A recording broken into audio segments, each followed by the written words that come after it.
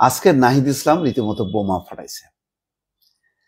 হাসিনা পতনের আগেই ডক্টর ইউনূসকে নতুন সরকারের প্রধান হবার প্রস্তাব দিছে এই নাহিদ ইসলাম।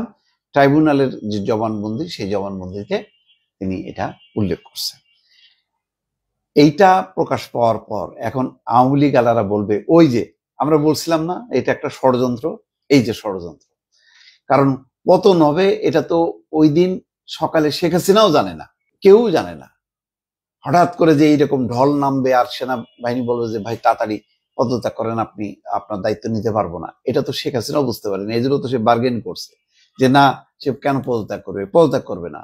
তাদেরকে অবরোধ যারা করতে আসতেছে তাদেরকে ঠেকাও, আর্মি বলছে না, ঠেকানো যাবে না এই ঢল। তো যাক, এই দিন অনেকেই 10টা 11টা পর্যন্ত জানতে পারেন, বা আস্তে আস্তে জিনিসগুলো একটু জানাজানি হয়েছে। যখন নাকি মানে আর্মি সরে গেছে আর মানুষজন ঢোকা শুরু করছে, তখন বলে কিরে ঘটনা কি। আজকে নাহিদ ইসলাম তারা এই আন্দোলন অভ্যুত্থান সংগঠিত করছে, তারা ঠিকই জানে, তারা টের পাইছে। কিন্তু বিলিভ মি, মানে আমার ধারণা যে মানে আমি তো বটেই, হয়তো আমি একটু কম জানি, আমি কিন্তু টের পাইনি। এমনকি সকাল বেলার দিকে যখন কি টেলিভিশনে স্ক্রল দিচ্ছিল, কিছুক্ষণ পর এই ওয়াকার জাতির উদ্দেশ্যে ভাষণ দেবে, তখনও বিশ্বাস হচ্ছিল না ঘটনা কি। তারপর তো দুপুরের দিকে জানতে পারছি, অনেকে 11টা 12টার দিকে জানতে পারছে। কিন্তু নাহিদ ইসলামরা আগেই তারা হয়তো বুঝতে পারছে যে এই সরকারের আর পতন হবে। ডক্টর মোহাম্মদ ইউনূসও কিন্তু কোনোদিন বলেনি। তিনি বলছেন পতন হবার পর তিনি হাসপাতালে ছিলেন, তাকে টেলিফোন করা হয়েছে, তখন তিনি রাজি হননি প্রথমে, তারপরে সাড়া দিয়েছেন। তিনি ছাত্রদের ডাকে সাড়া দিয়ে তিনি আসছেন।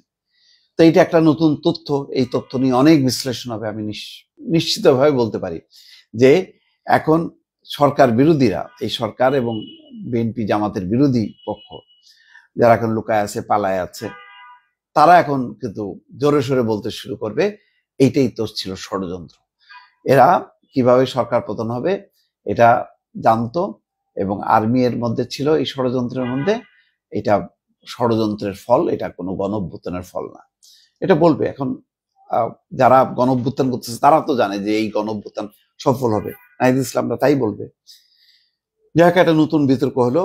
এটা বলছেন যে জবানবন্দিতে কি বলছে নাহিদ ইসলাম, বলছে পূর্ব প্রস্তুতি হিসাবে তারা নতুন সরকার গঠনের জন্য অধ্যাপক মোহাম্মদ ইউনূসের সঙ্গে আলোচনা করেছিলেন। গত বছরের 4 আগস্ট তারা তাকে নতুন সরকারের প্রধানের দায়িত্ব পালনের প্রস্তাব দিয়েছিলেন।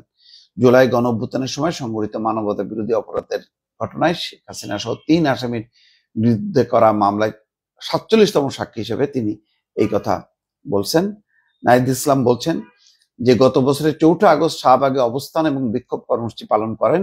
সেদিন 6 মার্চ টু ঢাকা কর্মসূচি ঘোষণা করেন। সরকার কারফিউ প্রত্যাহার করে দেশব্যাপী ব্যাপক হত্যাকাণ্ড চালায়।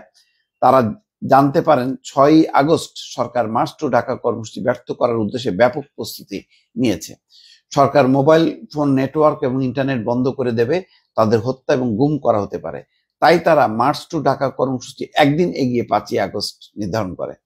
মার্চ টু ঢাকা সফল করার উদ্দেশ্যে সমন্বয়কদের পক্ষে মাহফুজ আলম, অন্যান্য ছাত্র সংগঠন সহ নাগরিক সমাজের সঙ্গে লিয়াজও করেছিলেন বলে জবানবন্দিতে উল্লেখ করেন নাহিদ ইসলাম। তিনি বলেন পূর্ব প্রস্তুতি হিসেবে তারা নতুন সরকার গঠনের জন্য মোহাম্মদ ইউনূসের সঙ্গে আলোচনা করেন। 4 আগস্ট তাকে নতুন সরকার প্রধানের দায়িত্ব পালনের প্রস্তাব দেন। যাক, একটা এখন দেখা যাক এর ব্যাপারে রাজনৈতিক দলগুলো কি বলে, ডক্টর মোহাম্মদ ইউনূস কি বলে, তাহলে বোঝা যাবে যে নাহিদ ইসলাম যেটা বলছে আসলে সেইভাবেই হয়তো বিষয়টা সংঘটিত হয়েছে। দর্শক ভালো থাকবেন, আল্লাহ হাফেজ।